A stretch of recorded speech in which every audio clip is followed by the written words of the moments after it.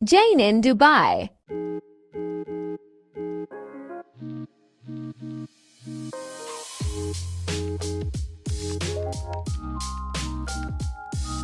Hi there! Yes, Jane in Dubai. So for today's video guys, ay pupunta nga kami ng asawa ko sa mall dito sa Abu Dhabi dahil may bibilihin nga kami at para mabigay ko na rin nga yung surprise gift ko sa asawa ko. Dahil nga guys, kung hindi nyo nga natatanong ay wedding anniversary nga namin sa August 9. Kaya naman bago nga ako pumunta dito sa Abu Dhabi ay nakabili na nga ako ng surprise gift ko para sa asawa ko. Ay, ang dami naman nila. Isa-isa lang po. Ayan, nagulo tuloy yung buhok ko.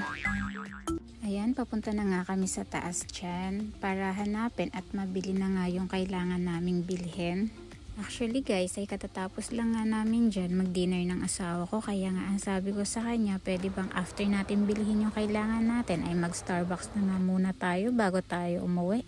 Dahil bigla ko ngang naisip ay dito ko na lang nga ibigay yung surprise gift ko sa asawa ko dahil dala-dala ko nga din siya at ayaw ko ngang ibigay sa asawa ko yung bag ko dahil baka nga makita niya. Ayan, nakuha na nga ng asawa ko yung order namin at bakit parang kakaiba yung sa asawa ko, matikman nga. O diba?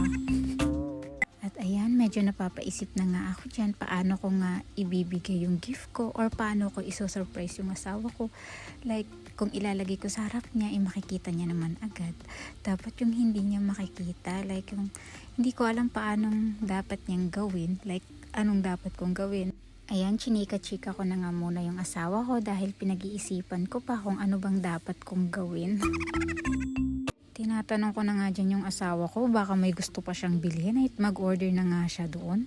Ayan, medyo naghahanda na nga ako at nilalabas ko na nga isa-isa yung mga props ko dyan. Buti na lang at nag-request nga ng phone yung asawa ko dahil magko-connect nga daw siya ng wifi. Ayan, so nagkaroon ako ng pagkakataon, i-ready yung surprise ko, 'di ba? Chine-check ko na nga muna siya dyan bago ko ilabas sa bag ko yung surprise gift ko para sa kanya. Sana magustuhan niya talaga. Habang busy nga siya dyan, ay busy nga din ako na nag-aayos ng surprise ko para sa kanya. Natapos na nga akong ilagay sa paper bag yung surprise ko para sa kanya at nag-iisip na nga ako ng ano bang dapat kong gawin or ano bang dapat kong iutos sa kanya na umalis na nga muna siya saglit para naman malagay ko sa mesa nang hindi niya napapansin yung gift ko sa kanya. So bigla ko ngang naisip dyan ay mag-request nga ako sa kanya na kumuha naman siya ng sugar. Ang tamis na nga ng iniinom namin, sugar pa din. Buti hindi siya nagtanong at ayun na nga, kumuha na nga siya. So ayan, nagkaroon na tayo ng chance para ilagay na yung gift natin. Oh, sana magustuhan niya talaga. So ayan, patay mali siya na nga muna tayo dyan. Kunwari wala tayong ginawa at inom-inom na lang muna. Ayan, andyan na nga siya at napansin na nga niya. Uy, yung ngiti nga talaga, abot tenga pa.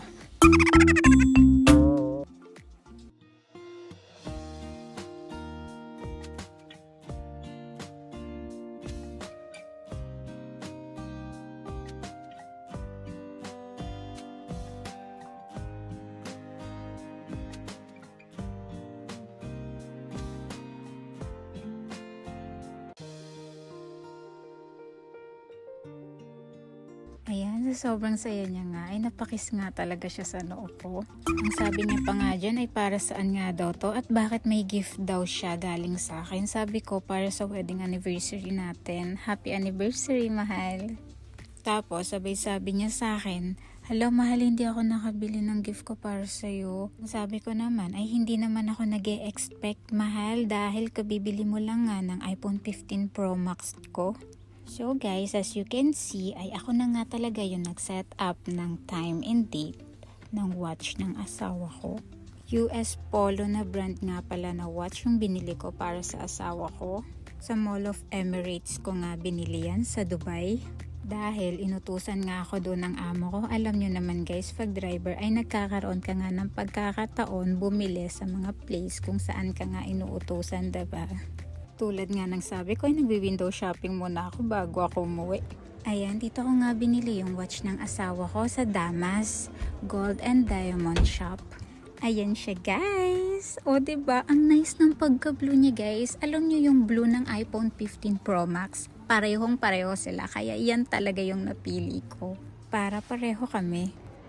Sokran, sarilo.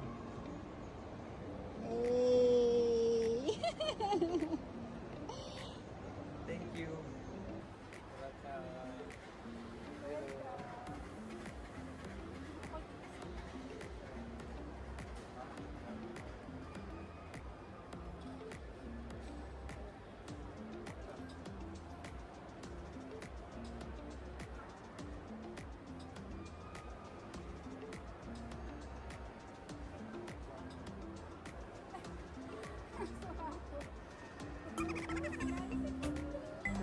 So ayan guys, pauwi na nga kami at ang sabi ko nga sa asawa ko ay videohan niya ako ng maayos dahil uuwi na nga kami. At kung hindi nga ninyo natatanong guys, ay all purpose nga tong asawa ko dahil videographer ko na, asawa ko pa.